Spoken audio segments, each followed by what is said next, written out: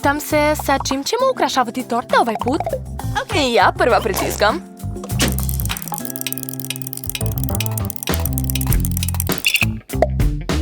O da, čeka me gomila ukusnih bombona koje će izgledati ekstra na mojoj torti. Čestitam, Mary. Blago tebi.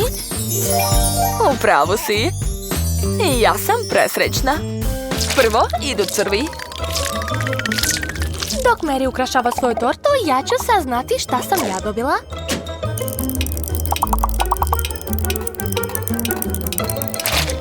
O ne, to nije fair. Zašto je Mary dobila slatkiši, a ja brokoli? Nemam pojma kako da ukrasim tortu sa tim. Pa dobro, može i tako. Mary, ja sam završila, a ti? I ja završavam. Eto, pogledaj koju lepotu sam napravila.